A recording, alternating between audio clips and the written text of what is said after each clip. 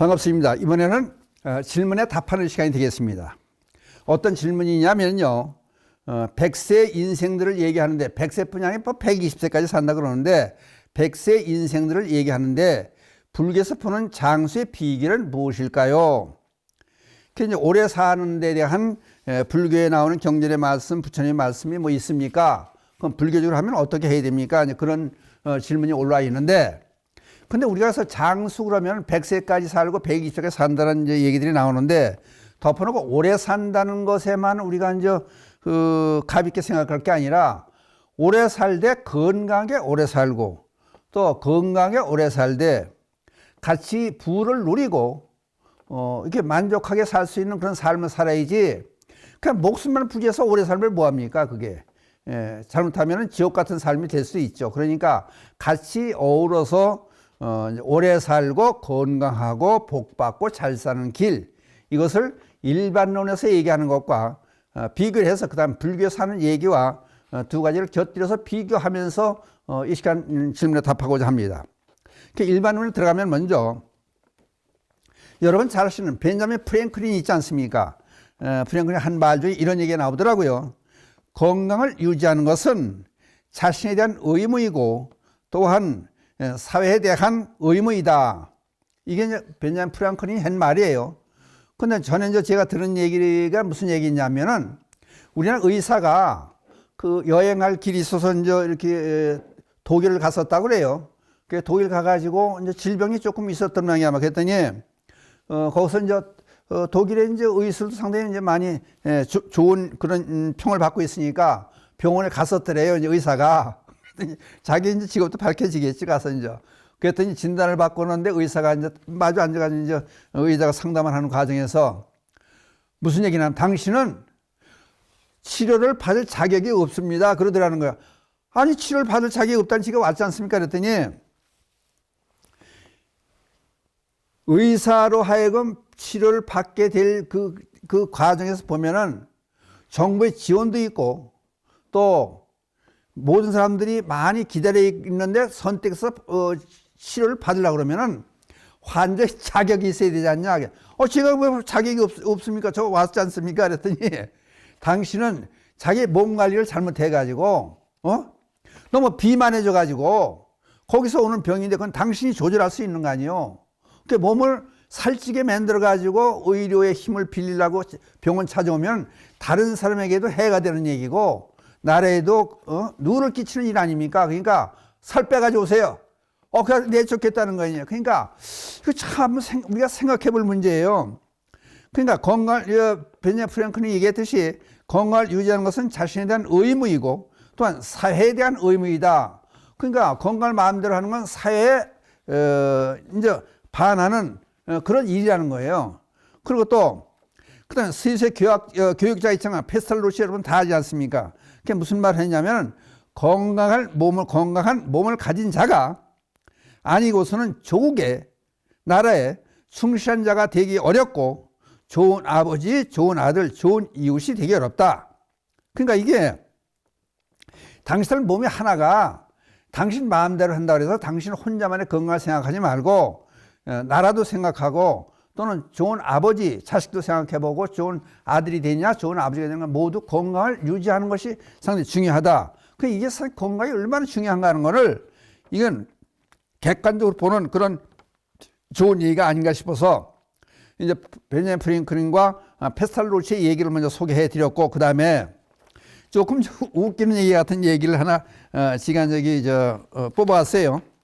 그러면 여러분께 소개를 해드리면은 중국 고전에 나오는 얘기인데 그 100세가 넘는 사람들이 많이 살고 있는 장수 마을에 찾아갔대요. 학자가 찾아가서 당신들이 나이가 많고 건강하게 오래 사니까 그 비결이 뭔가 장수에 대한 비결을 물어봤다는 거예요. 그래서 제일 그 중에서 100세 넘은 사람들이 이제 여럿이 모여 있는데 그 중에서 제일 나이가 많은 노인에게 물어봤다고 그래요. 그랬더니 제가 지금까지 100세 넘게 오래 산 이유는 안 사람이 부인이 거칠고 아주 못생긴 덕분입니다. 그러더래요. 이게 이상하잖아요. 나는 안 사람 집사람이 부인이 거칠고 못생겨서 그 덕분에 나 지금 100세 넘게 오래 삽니다. 그 얘기 같지 않죠. 이제 설명을 조금 더 할게요. 그 다음에 그 두 번째 양반이 무슨 강의를 하냐면은 나는 식사 때 음식을 절제하며 몇 숟가락씩 더 먹고 싶어도 덜 먹는 그냥 소식을 하는 게 장수의 비결입니다. 그랬다는 거야. 그래서 세 번째 노인은 저는 저녁에 누워 잘 때 그냥 깨지 않고 숙면을 잠을 잘 자는 게 100살 넘게 사는 비결이었습니다. 그래요. 그럼 세 사람 노인이 얘기한 걸 하나는 세부적으로 분석을 한번 해보죠. 나이가 많은 제일 많은 노인이 부인이 거칠고 못생겼기 때문에 그랬다는 얘기는 정이 떨어져서 부인과의 두 남녀 간의 관계를 자주 안 해서 정력의 낭비를 안 했다. 이제 그런 얘기가 되는 거예요. 이것도 여러분 잘 들으셔야 돼요. 영국의 세필드 대학의 시바 조지 박사가 연구한 결과가 이렇게 이제 인터넷에 올라 있더라고. 그게 무슨 얘기냐면은 남녀 간의 성관계 삼가하는 절제된 삶이 오래 사는 비결이라는 얘기까지 나와요. 그 다음에 이 양반이 시바 조지 박사가 교수가 딱정벌레를 가지고 연구를 했어요. 그랬더니 짝짓기를 하는 딱정벌레와 그렇지 않은 딱정벌레를 비교해서 보니까 그 짝짓기 하지 않는 딱정벌레가 오래 살더라는 거예요. 그리고 현대 생물학 저널에서 발표된 걸 보니까 수백 년 전에 우리 한국의 한국 궁중에 임금을 모시는 내시들이 있지 않습니까? 내시. 그 내시는 이제 생식기를 제거하니까 성관계를 못 하는 거지. 그러니까 내시들이 일반인들보다 19년이나 오래 살았다는 증거가 나왔다는 거예요. 그래 잘 들어보세요, 이제. 그 다음에 이제 두 번째 노인이 한 얘기는 식사 때 음식을 절제하면서 먹고 싶을 때 숟가락을 놨더라. 그냥 소식을 한다. 근데 이게 이제 제가 이제 어디 책에서 본 얘기를 하나 소개하면은 새 전문하는 요리사가 한 분 있는데 이 양반이 써놓은 책에 무슨 얘기가 나오냐면은 이제 각종 새를 가지고 요리를 하는데 모든 새들 보니까 모이집이 꽉 찼더라는 거예요. 그러니까 많이 먹더라는 거예요. 모이집이 꽉 찼더라는 거예요. 닭 잡을 때도 그 모이집이 꽉 차 있대, 다. 근데 천년을 사는 학만은 모이집이 비어 있었다라는 거예요. 그러니까 이게 무슨 얘기냐면은 소식하는 것이 그만큼 건강에 좋다. 그 얘기예요. 식사량을 부족한 듯이 먹고 식사 시간은 적어도 저도 이렇게 저도 좀 오래 먹으려고 애를 쓰는데 사실 저도 소식을 해요. 근데 똑같은 건강에 관한 얘기를 하더라도 내가 병이 많거든지 나이가 적으면은 아니 스님은 나이도 적고 건강하지도 못한데 오래 사는 장수의 비결을 얘기하냐 그러지만은 저도 어디 다니다 보면 제 나이를 안 봐요. 80이 훨씬 넘었어요. 80 중반에 접어드는데 그래서 소식을 해요. 그러니까 소식이 상당히 이제 좋다는 거예요. 그리고 천천히 먹으면은 포만 중추가 자극이 돼서 적은 양을 먹어도 배가 부르게 느껴지고 지방과 콜레스테롤이 감소된다. 왜 여러분들 밥 먹다가 전화가 오면 전화 받지 않습니까?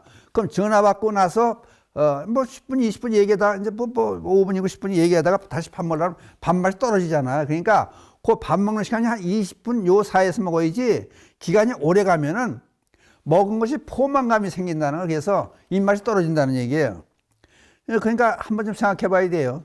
그러니까 고기를 많이 먹어서 건강하다는 얘기는 요새 인터넷 들어가 보세요. 고기만 많이 먹어서 건강한가? 그건 아니다. 이제 그런 얘기를 또 이제 여기서 이제 두 번째 노인이 했던 거고, 그 다음 세 번째 노인이 저녁에 누워 잘 때 뒤척이지도 않고 숙면을 취한다. 이거 상당히 중요한 거야. 밤에 잘 깨게 되고 그러지 않습니까?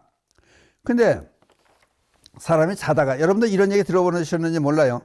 잠을 자다가 한번 몸을 오른쪽에 자다가 왼쪽으로 뒤척이잖아요. 그러면 자기 몸무게와 똑같은 역기를 들어 올리는 것 같은, 무게를 들어 올리는 것 같은 그런 힘이 든다는. 그래서 오른쪽으로 갔다 왼쪽으로 갔다 10번을 하면 자기 몸무게만큼 10번을 들려 올리는 것과 똑같은 힘이 필요해요. 그러니까 아침에 깨어나면 피곤하다는 거예요. 운동을 많이 했으니까. 그러니까 그냥 뒤척이지 않고 계속 숙면을 취하는 것이 건강에 상당히 좋다. 이제 그 얘기가 되는 거예요. 그 다음에 여기 이제 인터넷에서 보니까 이걸 자료를 한번 뽑아보세요.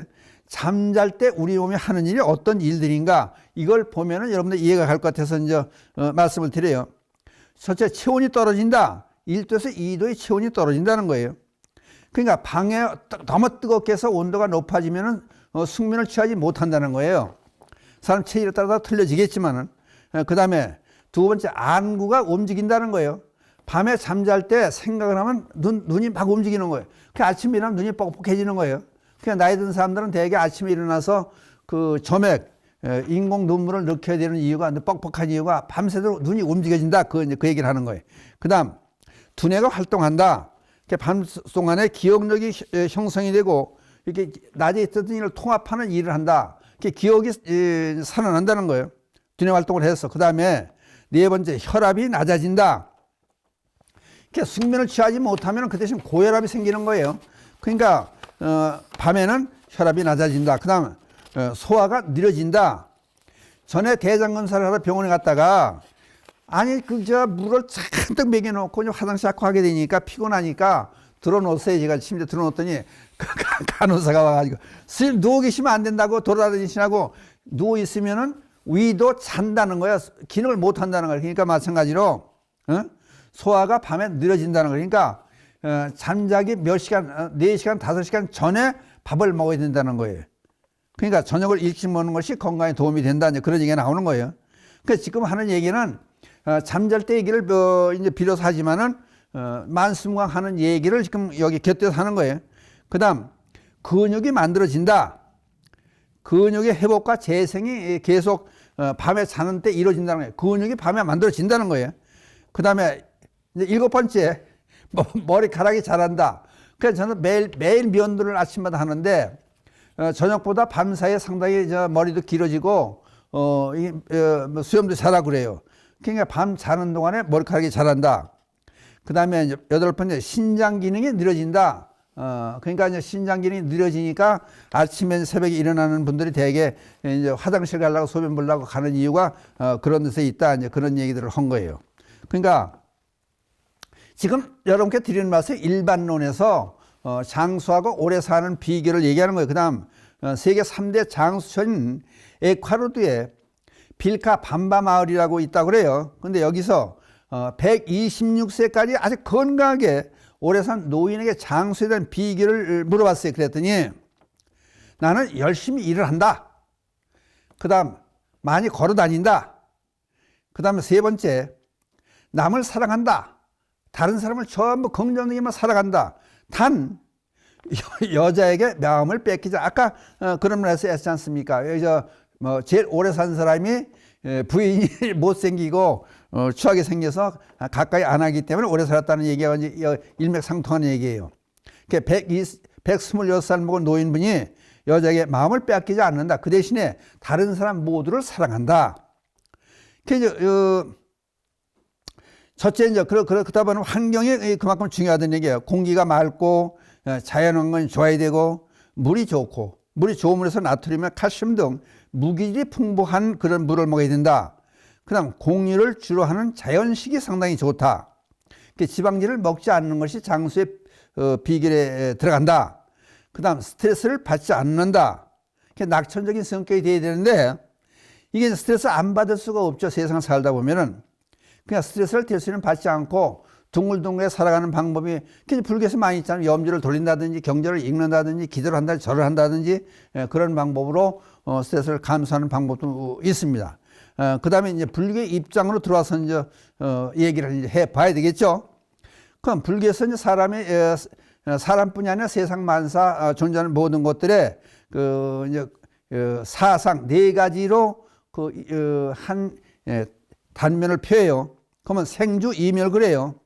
그래서 태어나서 이제 유지하고 존속해서 그 다음에 변화해서 달라지는 모습, 그 다음에 없어지는 생로병사라고도 하고 다른 쪽에서 보면 생주 이멸 그래요. 그러면 전생에 어떻게 살았느냐에 따라서 그 이제 태어날 때 업을 가지고 태어나지 않습니까? 업을 가지고. 그러면 전생에 그냥 불교적인 입장에서 오래 살면 그냥 오래 사는 게 아니라 전생에, 그럼 전생에 했던 일을 이 생에 반복이 되니까 그러지 않으려면 이 생에서 이제 반성을 하고 바른 행을 해야 되죠. 그게 이제 불교 입장이니까 전생에 살생을 많이 하고 다른 사람을 때려주고 병나게 했던 사람은 이 생에서 병이 많고 단명하다는 거 아니에요.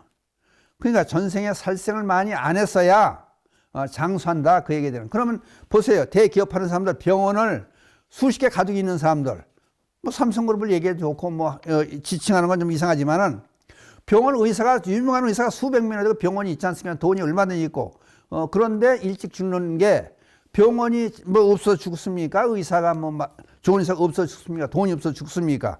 근데 이게 업으로 따진다는 거예요. 그러니까 오래 살려면은 만수무강하고, 그러니까 오래 살고 건강하고 또 복도 많이 받고 살려면은 살생을 하지 않아야 된다. 살생을 많이 했으면 단명하고 병이 많다.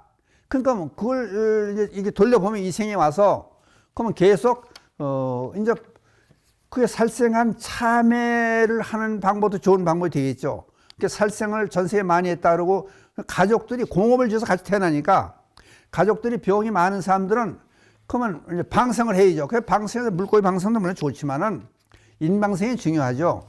보실 많이 한다든지 사회 기여한다든지 환자를 돌본다든지 그런 것들이 상당히 중요하지 않느냐. 이제 간단한 얘기를 하나 이제 우선 해놓고 그 비유로 설명을 드릴게요. 그 불심천재라고 하는 양무제가 있지 않습니까? 양무제가 좋아했던 스님이 합도 스님이 계셨는데 바둑을 합도 스님한테 의논할 게 있어서 이제 정치하다 보니까 이제 나를 다스리다가 어려운 점이 있으면요 합도 스님을 모셔놓고 자문을 받고 그랬대요. 합도 스님 모셔오라고 명을 내려놓고 그 사실상 바둑을 두고 있는데 자기 말이 자꾸 죽는 거예요. 대마가 죽게 된 거예요. 근데 밖에서 문 밖에서 이제 그렇게 했죠. 우리 식으로 하면 상감마마 합도 스님 모시고 왔습니다. 그랬더니 그 얘기는 듣지를 못하고 바둑에 열중하다 보니까 대마가 죽게 됐으니까 그 같이 두는 사실한테 그래 죽여라 죽여 내 마음대로 해라 죽여라 죽여 막 소리 막 지르는 거예요. 그때 밖에서 신하가 합도 스님 모시고 왔습니다. 그냥 그 얘기하는 동시에 이제 그게 진행이 된 거예요. 그러다 보니까 밖에서 듣고 아니 합도 스님 모시고 왔더니 가서 죽이라는 거야. 내 마음대로 빨리 가서 죽이라고 죽이라고 소리 지르니까 다시 물어보기가 뭐라니까 데리고 와서 죽이는 거 아니에요. 서양장에 끌고 간 거 아니에요.